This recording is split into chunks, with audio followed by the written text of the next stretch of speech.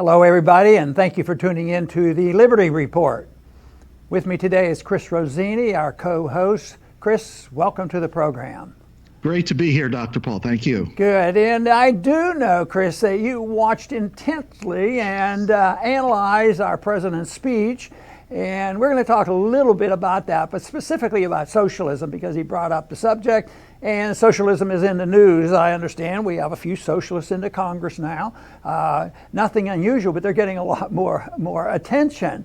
But our president said he will never allow this country to go socialist.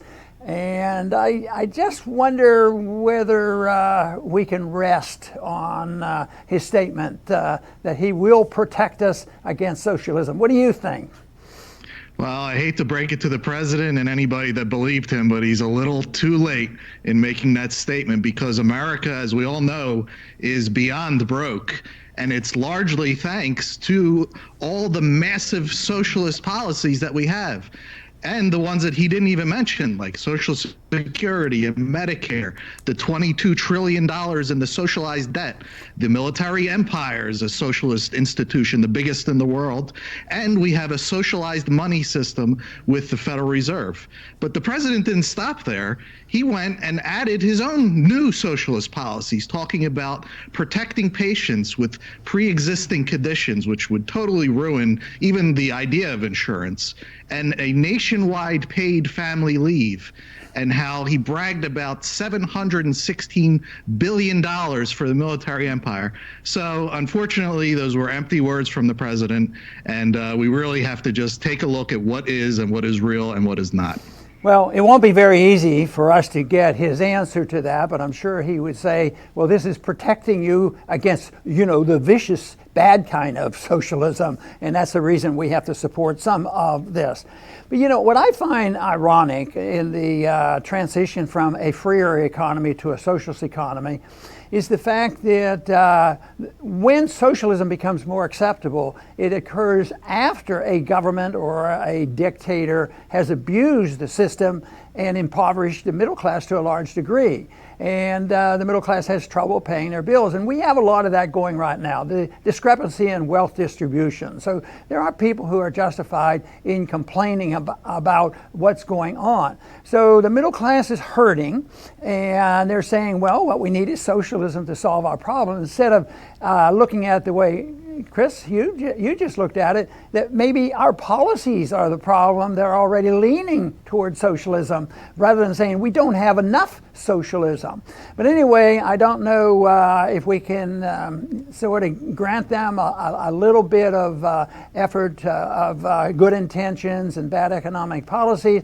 But beyond that, there's a lot of people who do this for greed, control, earning money, power, and all these other things. But if we concede to them that it is, in good intentions and economic policies, then at least that is what we have to address. Evil in people who are motivated to steal and use government for their benefit, that is in a way a different story. But I think the healthier the middle class is, the better off we are in protecting our free market economy and our individual liberty. And this is important. So the big question is why are people so unhappy when we hear the recitation of the statistics about employment and all? And yes, I do believe that, because you can have times like that when you counterfeit a lot of money and everybody's running around spending counterfeit money, that they think they're doing well. But that is something that when people get uncomfortable, they are conditioned. Just as we are conditioning now, and just as you pointed out, Trump was adding more fuel to the fire. People get conditioned, and they see it as a right to medical care, a right to a house, and all these things. They go immediately to the government, and unfortunately, the government doesn't have much unique, any new ideas. They come back with more of the same that has been causing our trouble. That is the thing that we have to change. We have to change people's attitude about what is the cause of the conditions we have that motivate people to demand socialism. Right, Dr. Paul. And, a lot of people, it's very easy to be confused because you could think to yourself, well, textbook socialism means that the state owns all the land, labor, and capital. And one can say, well, that's not the case in the United States. Well, if you got to look a little bit closer because they found a workaround. Perhaps it's not all in the state's name, but what if it's like private ownership in name only?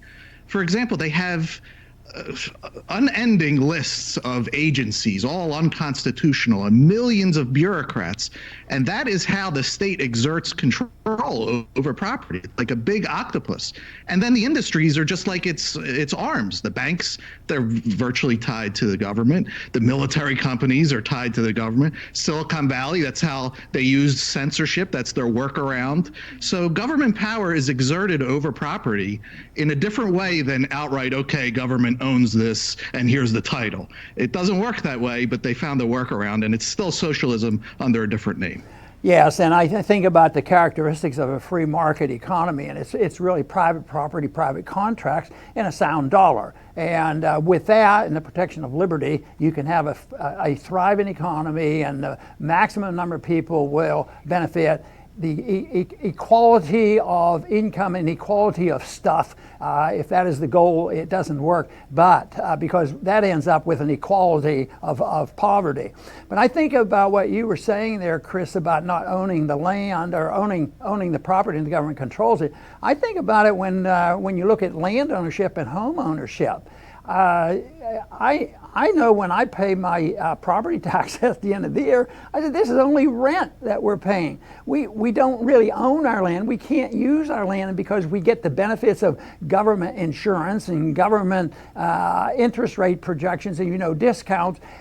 We have to do exactly as they tell us. So if you have a government mortgage or if you have government insurance on flood insurance or whatever, then you have to toe the line.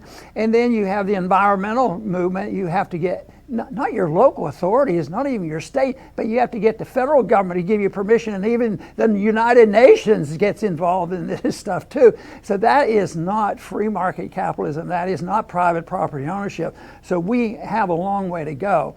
I don't think we have any perfect example of a free market economy. People ask, when did that occur? Well, it's never been perfect, nor has there been a so-called utopia or a perfect socialist system. And they always say that's why it didn't work. It wasn't perfect. We just need better managers. But they say that there is such a thing as a free market economy. The freer a market is, the more prosperity it is, and the healthier the middle class is. But then we have socialism of many, many varieties. You have fascism and communist socialism, and you have democratic socialism. But socialism, there is a leap into socialism when they control prices. Once they control prices, the ownership, the technical ownership is unimportant. And this is why monetary policy is so important. Because if you want to talk about a socialism that is very great monster, it's not only in our pension funds and Social Security and all that, it is in the monetary system. And when you think about the monetary unit, it's 1/2 of every economic transaction. And it's controlled by a monopoly. And therefore, so we're half monopolized, half into socialism already. But what people are tempted to do, the politicians love it, and it's a little bit harder to defend against. See, Trump didn't get up there and say, well, let's move gently into socialism, even though we might believe that is what he's doing. Well, we're opposed to socialism, but we have this better system. We care. It's caring in a welfare state to make sure the wealth is distributed well. And so people are very tempted. And that's usually referred to as a mixed economy or an interventionist economy. But Mises writes about this a whole lot, and he says it doesn't work. It may seem to at the beginning, especially in the early stages of an inflation, and it works until the currency is destroyed. But that is a system that is very socialistic, but then it could move into fascism or the extreme of Marxism or something like this. And I think we're already moving into this system, which is it's causing more problems than people want to admit, no matter how high the stock market is and all these other things. I think people are very unhappy, and it's the anger and the distribution of wealth which causes major social changes and economic changes, and it's there right now. This whole idea that if you presented a libertarian idea in Washington or even a strict conservative constitutional attitude, what kind of coverage would you get? But now today, if you come in, I'm an avowed socialist, I'm going to give everybody everything they want for free, and we can even go to the Fed and let them print the money. It's been that blatant. And the people cheer, and the media hardly ever challenges it. So the system now, I think what we're witnessing now is the end stages of the managed economy, the mixed economy, the intervention, because of one thing, the other characteristic of what we're doing, this system leads to spending becomes excessive, you cannot maintain it, that goes into debt, and debt is not maintained, and it has to be liquidated, and that is what we're starting to see. That's correct, Dr. Paul. I'm going to finish by agreeing we're nearing the end of another system. And the president did say something that is very true, and I don't think he realizes how true it is because he's a big government guy. But he said, we are born free and we will stay free. And that's the truth. I mean, the human experience through all of history is the free individual watching these gargantuan governments rise and then fall. And it always falls because it runs contrary to freedom. And what you're left with at the end is, once again, free individuals. Freedom is never wiped out. And America's founders were very special because they saw this. And they said it's self-evident that man is free. So what they wanted to do was chain down this government. They wanted to stop this cycle. And unfortunately, it didn't work.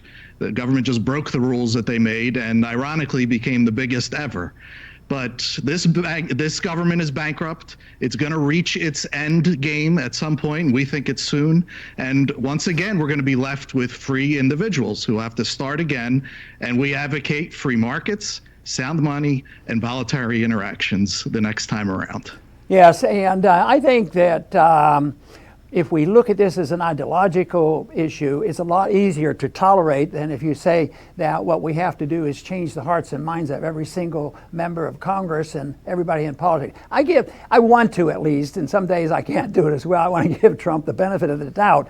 And I don't think he is an ideological person. I don't think he's read Mises and Hayek. I doubt if he even read the law, this kind of thing. But he has his business instincts and he has good things. Now he's probably turning out to be one of the most astute politicians that there's been around for a long time. What kind of an independent-minded person like Trump can beat the leadership of the Republican Party and the Democrat Party and at least pretend to take on the deep state? So it's something that he's quite capable of handling, except for the fact that the policies aren't good. He'll be good on foreign policy one day, and then he say, well, yes, we're going to take troops out here, but we got to put them over here. And it's not consistent. So I think the easiest way for me to look at it, to be able to not see the job so overwhelming, is that we have to attack this ideologically. We have to get as many people involved in the study and the issue of liberty.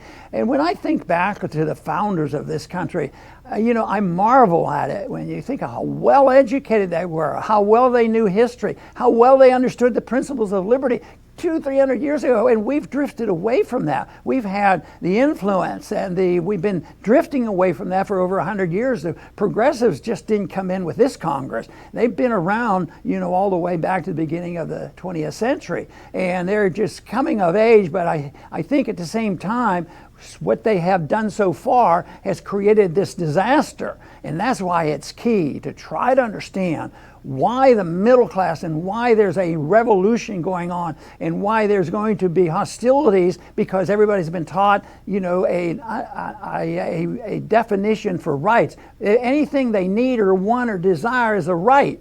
That can't work. That's not a free society. That invites a totalitarian society. And if you try to give them the benefit of the doubt as goodwill, it's really tough. Because one thing that I noticed from people individually is they think people are really dumb and will never take care of themselves.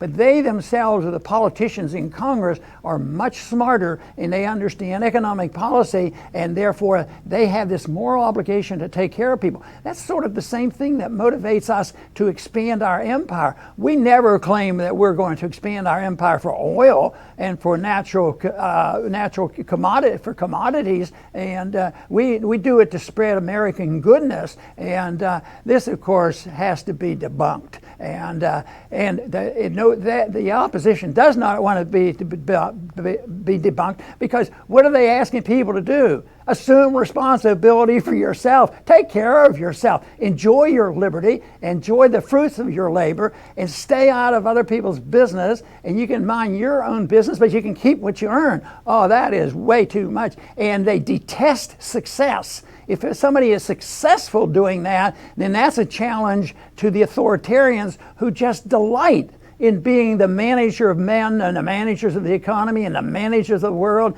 So they have to, no matter how successful things are. This is why, it's interesting to watch how much hatred there has been building against Trump, even when there's this declaration that he has improved the economy, because that is the greatest threat ever to those people who want to manage our lives. So I think until we understand that, and quite frankly, I'm optimistic, because talking and spreading this message to young people, tell you what, they'll listen to it. I think they're going to listen to it if we can get to them. But if we have only the media and the government schools just dwell on this, that it's a much greater challenge. But we have to point out why this system is failing and what the true options are. And it can't be found in socialism. And if we have socialistic trends right now, we got to point them out and go in a different direction, no matter how well intended it might be. I want to thank everybody for tuning in today to the Liberty Report. Please come back soon.